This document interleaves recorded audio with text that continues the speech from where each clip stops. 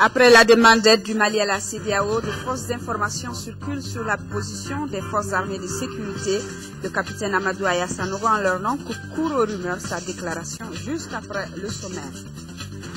Fermeture à partir de ce jour des carrières d'exploitation artisanale et ce jusqu'à la fin de l'année. Décision prise par le ministre des Mines à l'issue d'une visite de terrain ce matin. L'anémie nutritionnelle est le thème de la chronique santé du jour. Au Mali, 80% des enfants de 0 à 5 ans en sont victimes. C'est un état pathologique dû à un défaut d'apport d'éléments constituant les globules rouges. À suivre dans notre page magazine.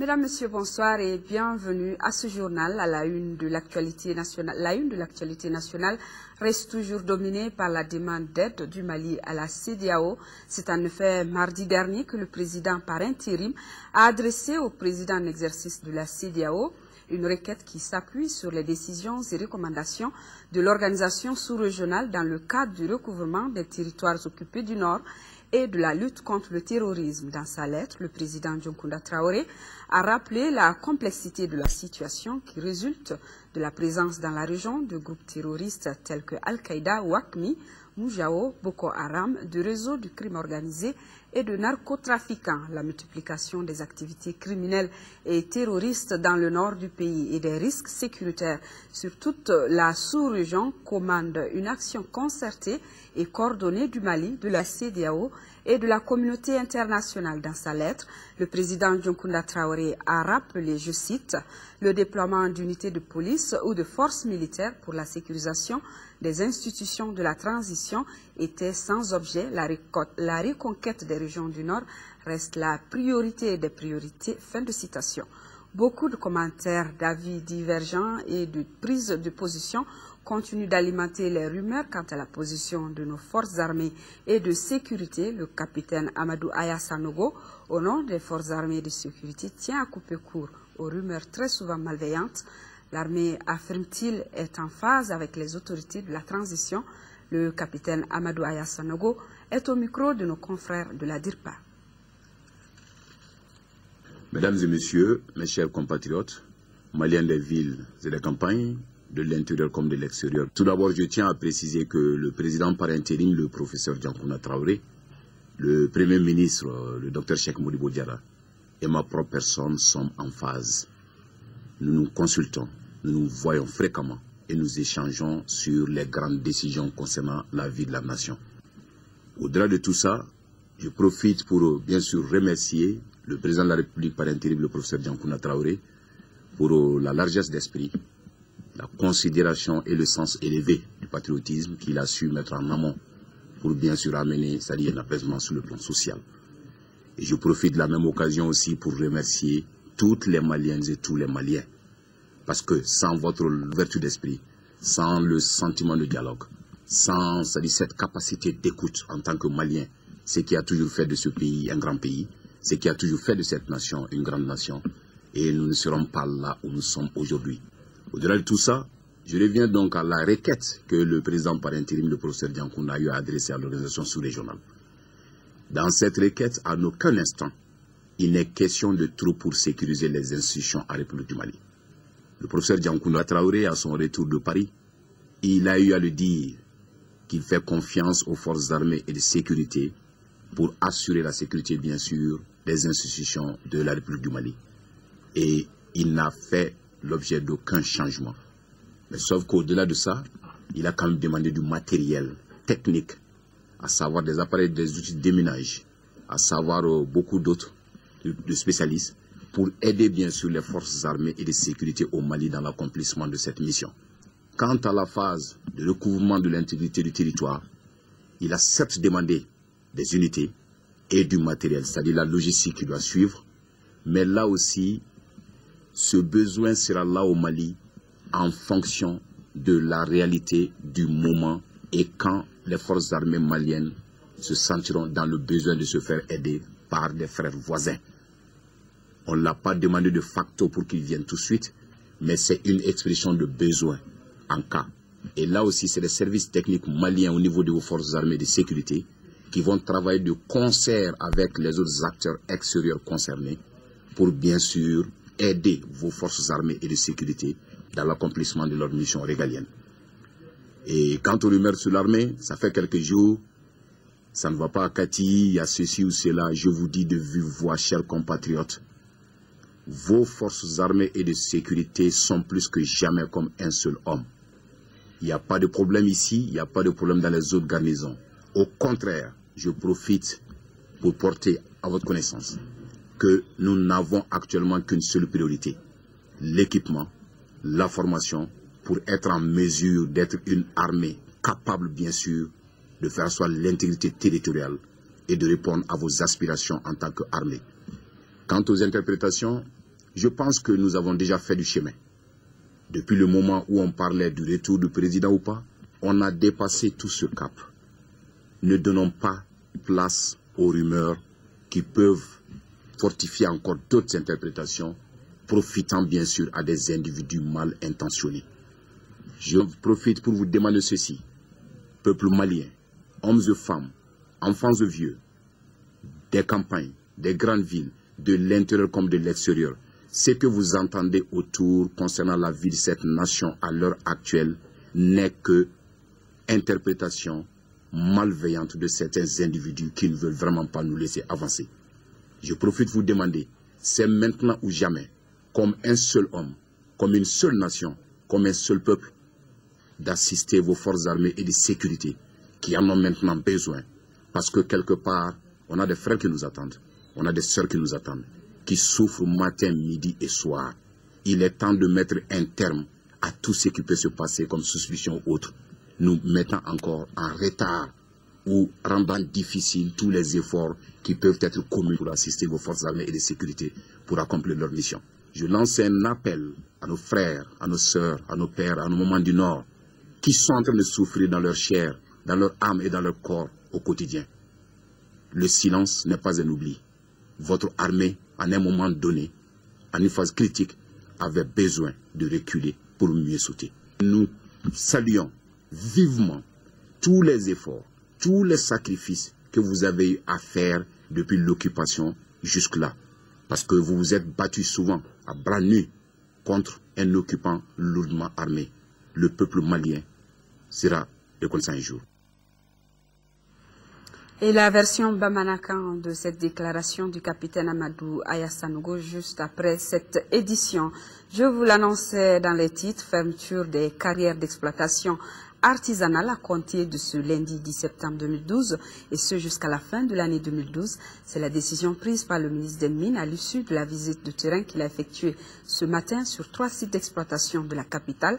Sur place, le ministre Amadou Babassi a échangé avec les exploitants. Il leur a expliqué que l'objectif du gouvernement est de sécuriser les sites pour préserver la vie des populations. Mohamed Diarra était de la visite. Ils sont des milliers de personnes à vivre du secteur de l'exploitation des carrières artisanales, un secteur pourvoyeur d'emploi qui est mal organisé. Le secteur est aujourd'hui victime de l'urbanisation de la ville de Bamako. Les populations construisent dans l'emprise des sites d'exploitation des carrières de façon anarchique. À peine 5 mètres les séparent des sites.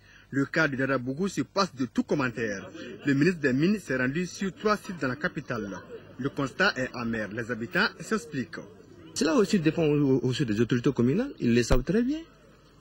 Les populations ne peuvent pas quand même construire ici sans l'avoir même vraiment la mairie.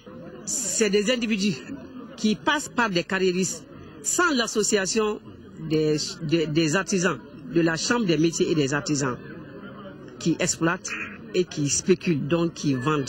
Conséquence des éboulements ayant occasionné des morts d'hommes. Le plus grave est celui survenu le 19 août à Sikronie, bilan 4 morts. Une personne aurait perdu la vie aussi à Taliko à la suite d'éboulements il y a une semaine. Une situation qui ne saurait perdurer. Nous allons voir avec le service de l'urbanisme quelles sont les dispositions appropriées qu'il faut prendre pour arrêter ces constructions sauvages. Ça ne peut pas continuer. C'est pourquoi, à partir de ce lundi 10 septembre, le gouvernement décide de prendre ses responsabilités. La première décision que nous avons prise par rapport à cette situation, c'est de fermer tous les sites de façon temporaire jusqu'en décembre.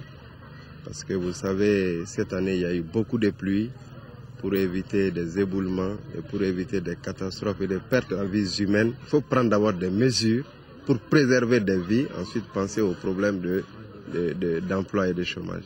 La population vraiment s'accroît de jour en jour.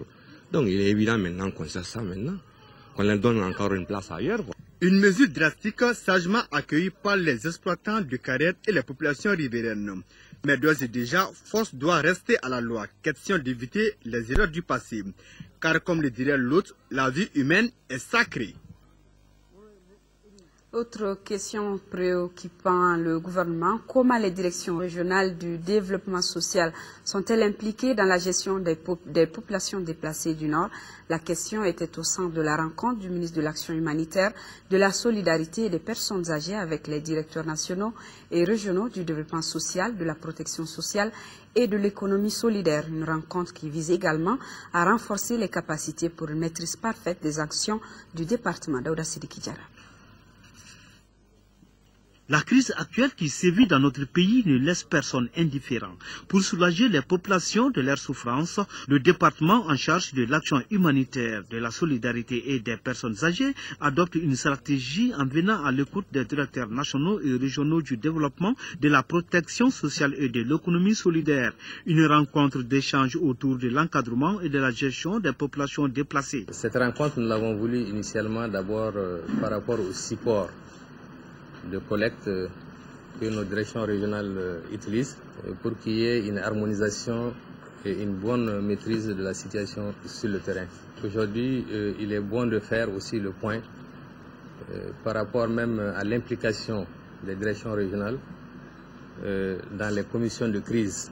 Au cours de cette séance de travail, chaque directeur a fait le bilan de ses activités par une présentation et a évoqué ses contraintes et ses attentes.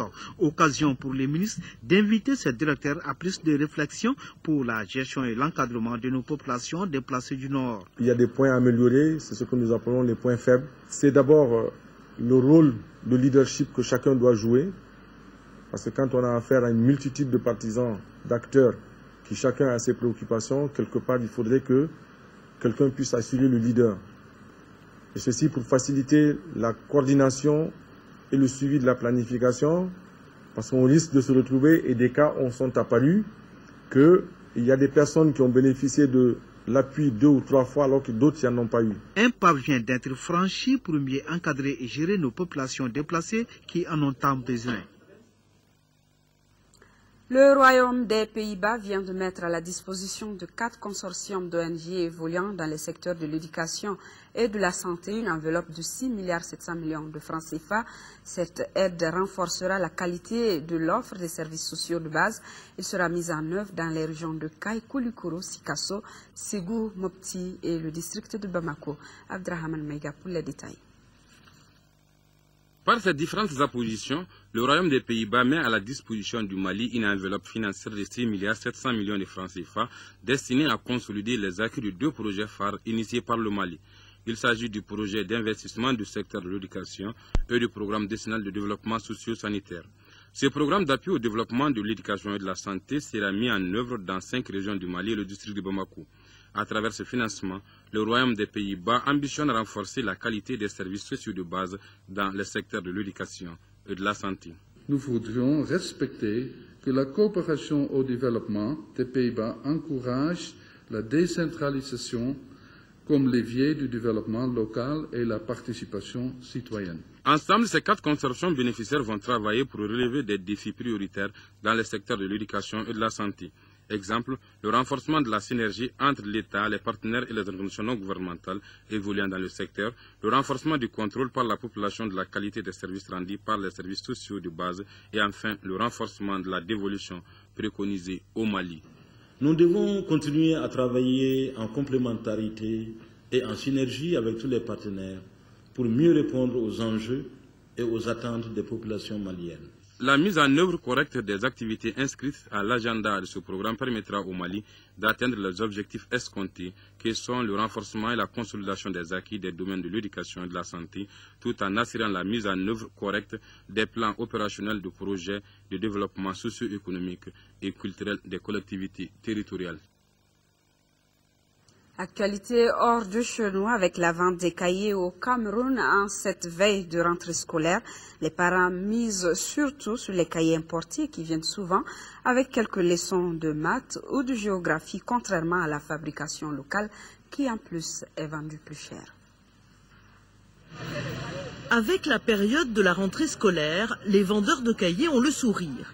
Surtout lorsqu'ils vendent des cahiers importés qui ne manquent pas d'imagination pour attirer enfants et parents. Nous nous focalisons un peu sur les cahiers importés parce qu'il y a une variété de couleurs qui peut amener les enfants à revenir sur leurs leçons. Alors que nos cahiers traditionnels n'ont pas d'animation sur les couvertures. Entre un cahier avec le drapeau camerounais en couverture et les visages de footballeurs comme Cristiano Ronaldo et Didier Drogba, le choix est vite fait. Sans compter le prix, ils sont moins chers que les cahiers fabriqués localement. Généralement importés d'Asie, ces fournitures à bas prix ont été achetées en très grande quantité et leurs fabricants ont obtenu les droits pour mettre en couverture le visage des stars internationales. Mais depuis un an, de nouveaux visages sont apparus sur les cahiers des écoliers camerounais. Mère Teresa, Sainte Joséphine ou les évêques du Cameroun. La maison catholique Macacos s'est lancée dans la production de cahiers. Elle a sa propre imprimerie et en 2011, elle a sorti 100 000 exemplaires de cahiers à l'effigie des hommes d'église. Cette année, elle renouvelle l'opération. Notre ambition n'est pas de faire concurrence aux fabricants de cahiers traditionnels ou à ceux qui vendent des cahiers, non. C'est simplement d'apporter ce petit plus que l'Évangile apporte aux hommes, tout simplement. Ces cahiers d'église auraient la faveur des parents. Les enfants, eux, ont trouvé l'argument. Avoir une star sur son cahier donnerait envie de mieux travailler à l'école. L'actualité dans le monde en bref et en images nous amène en Afghanistan, Grèce avec la crise économique et aussi en Russie où vient de se tenir la rencontre Asie-Pacifique. Mais avant, voyons du côté de Hong Kong où se sont tenues les élections législatives. Élections législatives à Hong Kong. Après avoir remporté 60 sièges sur 70, le camp pro-Pékin garde la haute main sur le Parlement hongkongais. Pour la première fois, la moitié des députés étaient élus au suffrage direct. Mais le camp pro-démocrate n'a pas effectué la percée électorale attendue.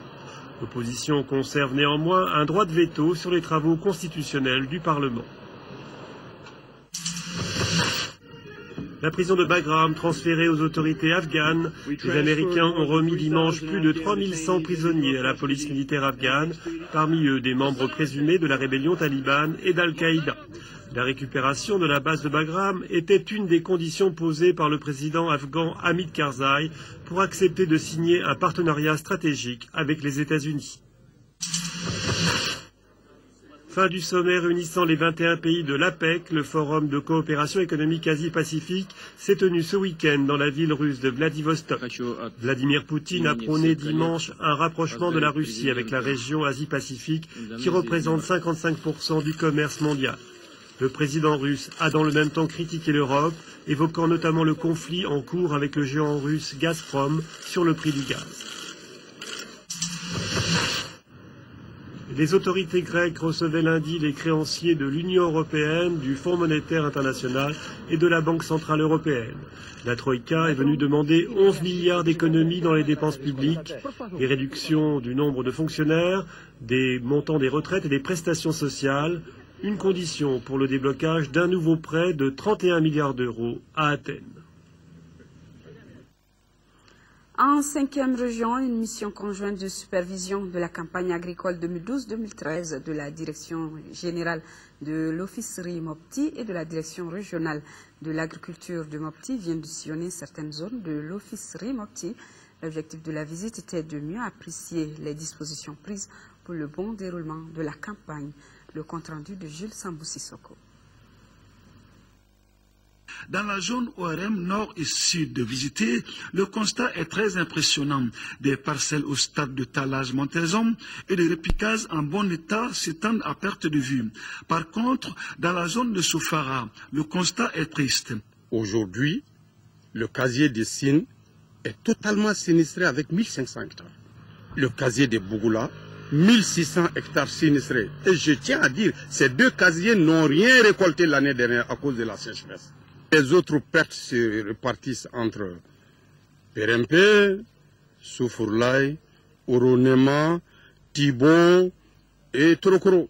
Les objectifs d'emblavure étaient fixés dans l'ordre de 45 000 hectares, contre 44 000 l'année dernière. Aujourd'hui, nous sommes à 82,5% de taux de réalisation contre 74,4% l'année dernière. Ça, c'est le système de riziculture. Par rapport aux cultures chasses, les objectifs d'emblavure étaient de 38 000 hectares.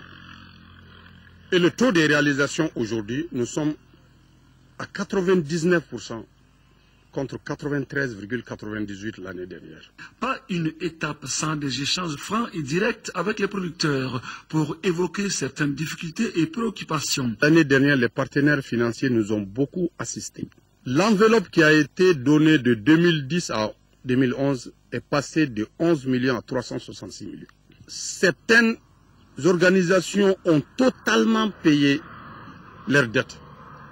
Mais nous sommes aujourd'hui devant un blocage dû au fait que les fonds qui ont été domiciliés au PADER, ces fonds, une fois le PADER arrivé à terme, devaient revenir à l'officerie. Et ces fonds aujourd'hui font l'objet de blocage au niveau de la BMS. Ça a été évoqué par les producteurs. Les producteurs ont également salué les autorités du Mali pour les efforts consentis malgré la situation que connaît notre pays. On retient la fourniture des semences à temps et la subvention des intrants. Actualité sportive avec du football féminin et l'AS Mandé de la commune 4 qui est la nouvelle championne du Mali. Elle a remporté le trophée devant l'AS Real de Bamako 3-1. C'était hier au stade Omnisport Modibo Keïta sous la présidence du ministre de la Jeunesse et des Sports, Assa Soumaré, pour le compte rendu. Les finalistes sont l'AS Mandé de la commune 4 en jaune et l'AS Real de Bamako. Après le coup d'envoi du ministre de la Jeunesse et des Sports, Hamei Founema Halmadan, la hiérarchie a été respectée. L'AS Mandé n'a pas failli à sa mission qui était de battre absolument l'AS Real après avoir raté le championnat du district. 20e minute, un but de Massaba Doumbia de la tête suite à un corner de Fatmata Diarra et un autre de Bassira Touré à la 24e minute étaient suffisants pour les filles du Mandé de déstabiliser l'équipe de l'AS Real, pourtant très volontaire et généreuse dans l'effort. Piquées au vif, les joueuses du Real jettent toutes leurs forces dans la bataille en sauvant l'honneur par leur attaquante vedette Kébé Traoré à la 32e minute. 2-1, c'est le score à la pause. Après les vestiaires pour donner du sang neuf, les deux formations procèdent à des changements et refont surface. À 3 minutes de la fin, suite à une belle combinaison avec l'incontournable Fatmata Diarra, Bassira Touré va signer son doublé, le 3e but.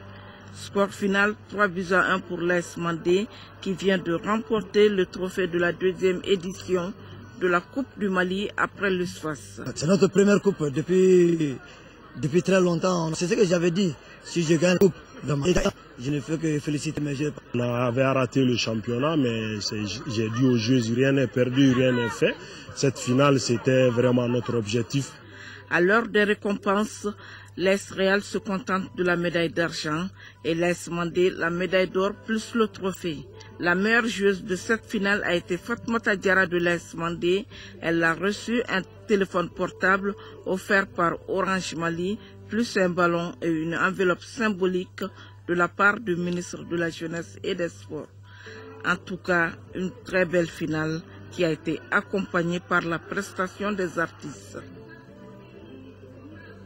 Félicitations aux filles de l'AS Mandé. Sport et paix, le marathon du flambeau de la paix et de la solidarité est arrivé à Ségou.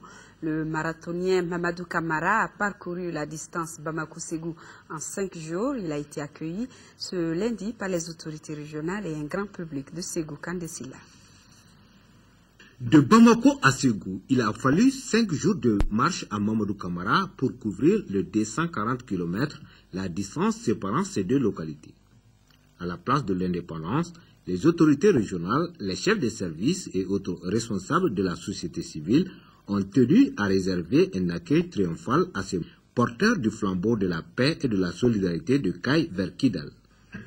Donc chaque jour, je fais 40 km. Souvent, je peux aller au-delà.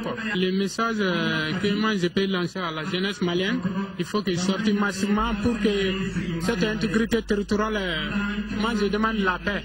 La paix dans notre pays, la paix n'a pas de prix, De Kay à Kidal, sur le parcours long de 2155 km, Mamadou Camara entend porter le flambeau, symbole de lien d'espoir de paix pour l'ensemble du peuple malien meurtri et martyrisé par la situation sécuritaire du pays. Une situation qui exige le sens élevé de patriotisme de tout un chacun, d'où la symbolique de ce calumet allumé par la génération malienne consciente.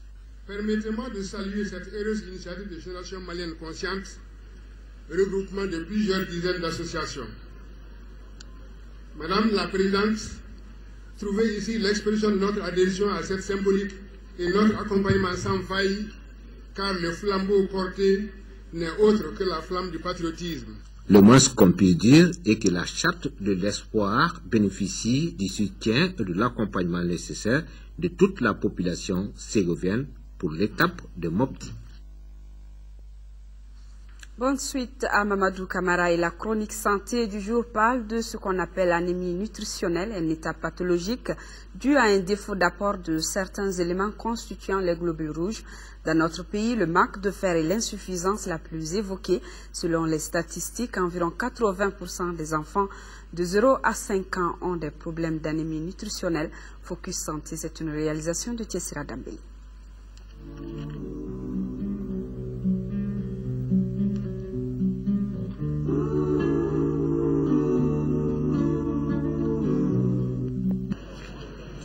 En médecine, on parle d'anémie quand le taux sanguin d'hémoglobine est bas. Le taux bas de cette substance qui permet de transporter l'oxygène dans le sang est causé par un manque de fer dans 90% des cas et fait partie des causes du manque de sang chez l'individu. Mais il y a principalement 3 causes à l'anémie. Première cause d'anémie qu'on doit craindre, c'est vraiment un défaut de fabrication même du globule rouge au sein de la moelle osseuse. Et la seconde, ce serait un saignement, une hémorragie quelconque. Et la troisième cause, c'est une hémolyse, c'est-à-dire une destruction du globule rouge déjà formé. Quand même, souvent, il y a une association possible entre les causes chez un même individu. Quand une anémie est liée à un besoin nutritionnel non satisfait, on parle d'anémie nutritionnelle.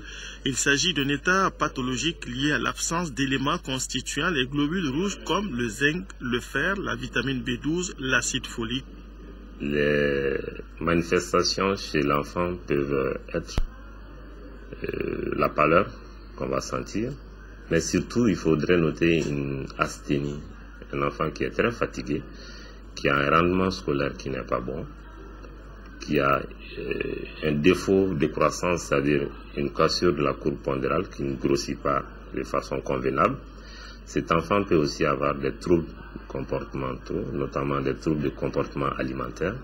C'est des enfants qui vont se mettre à manger le chiffon, à manger des bouts de papier, à manger du ciment ou à vouloir racler des peintures des maisons pour pouvoir satisfaire leurs besoins alimentaires, entre guillemets, qui n'est pas en fait un besoin alimentaire qui traduit une carence. Donc, en ce moment, c'est des enfants qui vont être souvent sujets aussi à des infections. Quand il y a une anémie nutritionnelle, il peut y avoir une sensibilité élevée à développer certaines infections. Et ces infections, quand elles ne sont pas prises en charge, ça peut amener d'autres problèmes. L'anémie qui peut avoir des causes infectieuses affecte tous les groupes de la population, mais c'est chez les enfants qu'elle inquiète le plus, surtout quand elle est aggravée par l'association des causes infectieuses et nutritionnelles. Au Mali, environ 80% des enfants de moins de 5 ans ont une anémie nutritionnelle selon la dernière enquête démographique et de santé datant de 2006. Il faut aussi faire part à l'enfant des aliments qui sont riches en fer, notamment dans notre situation, on peut citer le soumala. Donc c'est un aliment qui est très riche en fer. Et il y a aussi la viande rouge qui peut être conseillée à un certain âge. notamment les abats qui sont riches en fer, et aussi le haricot qui est aussi un aliment qui est riche en fer, qui est abordable dans notre situation. Il faut surtout mettre les mots sur l'alimentation de l'enfant, mais surtout sur la diversification alimentaire. C'est-à-dire que l'enfant ne soit pas à un régime monotone. Il ne faut pas que ce soit seulement de la farine, des bouillies qu'on lui donne, mais il faudrait aussi apporter des aliments riches en fer, que ce soit des aliments riches en fer d'origine animale, donc c'est la viande et tout ce qui s'ensuit, le foie des animaux par exemple, mais aussi les aliments d'origine végétale qui sont aussi riches en fer. En plus des différentes causes de la malnutrition, la période de diversification de l'alimentation du bébé après les 6 mois de l'allaitement exclusif au sein de la maman peut être une période de descente dans l'anémie nutritionnelle. Quand les mamans se plaignent en disant elle n'accepte rien, bon, elle n'accepte rien, mais il faut chaque fois donner la même chose en répétant. L'enfant finira par accepter, mais aussi en changeant la manière de faire et surtout souvent ne pas oublier de commencer à goûter ces aliments avant de présenter aux enfants, parce que les enfants c'est aussi des adultes en miniature, ils savent observer. Donc quand vous préparez de la soupe, ou quand vous préparez de la bouillie ou n'importe quel aliment à donner à un enfant, il faut avoir aussi la latitude de goûter devant lui pour qu'il voit comment on doit faire, et puis voilà, il finira par accepter. L'anémie nutritionnelle en tant que telle n'est pas une cause de consultation dans les grands centres hospitaliers du Mali. Ce sont plutôt ses conséquences qui le sont, comme l'hypersensibilité de l'enfant aux infections. Un paludisme ou une infection respiratoire sur fond d'anémie est plus grave.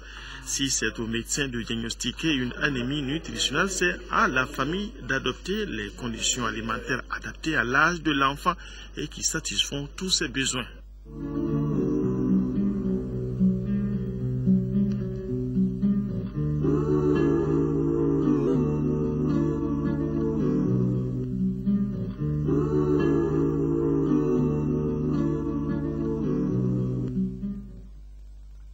Parmi les signes qui peuvent alerter le médecin, la géophagie chez l'enfant, c'est-à-dire la tendance à manger de la terre, nous signale Tchessira Dambélé. C'est tout pour cette édition. Ayons une pensée pour nos compatriotes des régions du Nord vivant sous occupation. Restons de cœur et d'action avec eux. Merci et bonsoir.